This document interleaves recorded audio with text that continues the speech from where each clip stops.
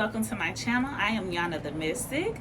Thank you for being here with me today. We're back with another video today, and if you can tell from the title, we're going to be talking about settling and why you shouldn't be doing that shit at all if you want to get what you want in life. So, first things first, repeat after me. Settling breeds mediocrity. Go ahead, say it. All right, y'all said it. Appreciate it. Yes, settling breeds mediocrity. And this is for people who are not trying to live a mediocre life, people who have something in mind, or even if you don't have something in mind, people who know that a mediocre life is not for them. Me being one of them. So, with that being said, when we settle in life, most of the time it's because we don't believe that we deserve better than what we're settling for. A lot of times, us settling comes down to our self-worth and what we feel like we deserve. So definitely, if you are settling in your life, there is probably some underlying self-worth issue that's making you settle for things that you don't want. Because a person with high self-worth and high esteem, they're gonna feel like they deserve these things that they want in their life. So the first thing you need to do is work on your mindset around why you're settling, or address anything that might be an underlying subconscious issue to why you're settling in your life. Now with that said, the universe is always listening and always willing to give us what we want.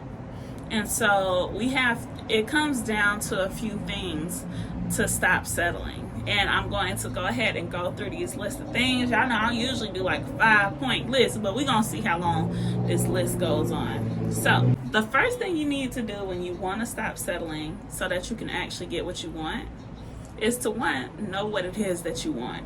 As simple as it sounds, if you go ask people what they want, they don't even know. They can't tell you for sure what they want. It's this or this. No, you need to be specific. What do you want? And once you can answer what it is that you want, that is literally half the battle.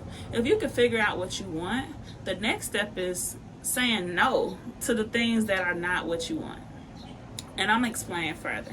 So, for example, I'm going to use dating for this example for this whole video. So if I make any example, it's going to be in regards to dating so that we can keep the scenarios synonymous along the way.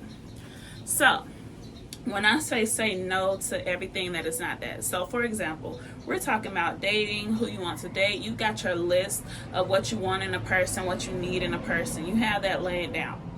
Now, okay, I'm not even going to go there. Now, the thing is, the universe will test you about what it is that you say you want. They will send you people who have some of the qualities that you want, just to see if you're going to be like, okay, I'll take this one or whatever. I'll take what I can get because this is what I think I can get. So the universe will send you that type of energy. Like, that's close to what you want, but that's not really exactly what you want. And most of the time, people fall for the bait. If you start saying no to people who don't possess the qualities that you are wanting or needing in a relationship, and only saying yes to those who have those qualities, your dating life is going to change drastically. I'm telling you, so serious. So the second thing you have to do is just start saying no to the things that aren't what you want. If somebody's treating you a way that you don't want to be treated, it's a no. It's a no. Obviously, communicate in these situations to make sure it's just not a misunderstanding, and communicate what it is that you want and what you need, and keep your eyes open and see if that person is actually meeting those needs. So that's what I mean when I say no to anything that isn't that. Even jobs. If you want a specific job, say no to any other career. If your dream is to be a freaking lawyer, then why are you settling for being something else? Because you think that's what you can do, or what you can get, or that's the best you can do, when your dream is actually to be a lawyer. You should be saying no to everything else and focus on your path to get to that point. So there we go. Step 2, say no. Now, step 3 to stop settling is you have to have a certain level of detachment.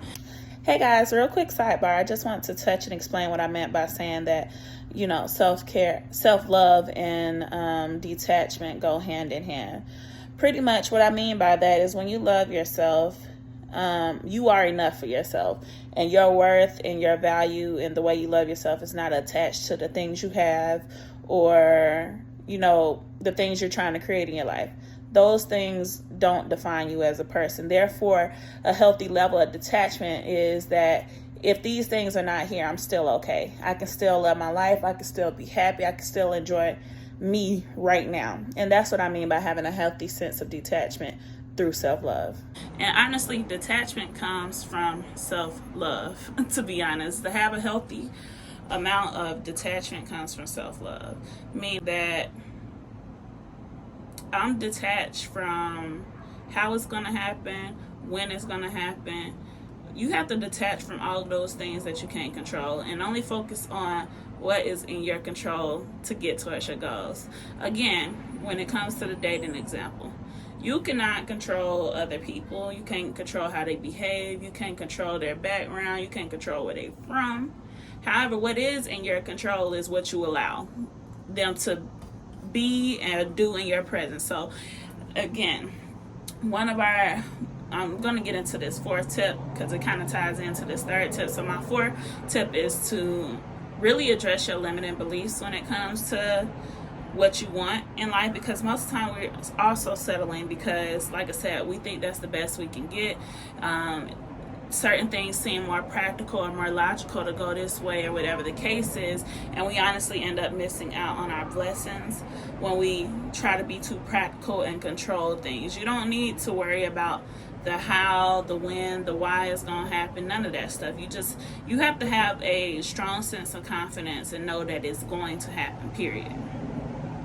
That's what it comes down to. And so that detachment honestly opens you up to more possibilities, and you allow the universe to do its work. You don't have to control everything. You focus on what's in your control, right? So again, like I said, the dating example that I was given, you don't have control over that person, who they are as a person, what they do, their beliefs, none of that. You don't have control over that.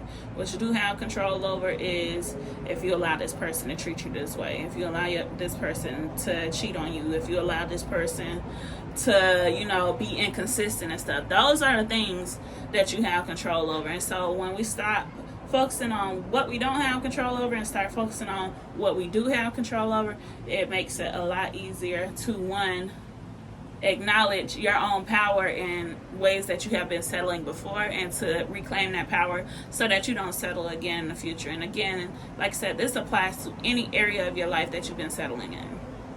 So, last but not least, stop letting practicality determine what you do with your life. When you're creating a life intentionally, you don't need to be practical. You actually, I dare you to fucking be imaginative. Use your imagination to create your life. Your life, a dream, is not logical. There's somebody right now out there living their dream life that somebody told them was impossible. That's the difference between people who do live their dream life and get what they want and people who don't. The people who do think it's possible, the people who don't think it's not possible. And so it's all about your mindset. It's all about just not letting our conditioning get to us, because like I said, we've been conditioned a lot as to how we think things go in this universe. And I think that's why it's so important to understand our universe in general spiritually, so that you can navigate through all of these limitations that has been placed on us or that has been told to us at this point. So guys, I hope that you really enjoyed this video. I hope that there were some things in there that helped. I kind of winged this video. I should have wrote down notes, but I did touch on most of the points that I wanted to touch on. And I just wanted to say to you guys, definitely, you don't have to settle in life. There is so much out here, and nothing is impossible. And so don't ever think that you're dreaming too big or that you're wanting too much. What you need to be thinking is that you actually deserve those things. So that is the end of this video. I hope you guys liked this video. If it helped you, or if you want to share anything down below, please let me know in the comments. Like and share this video. Share it with your friends, your family, all the good people. Or keep this saved so that you can come back and watch it later. So, thank you guys. I will see you in my next video. Bye.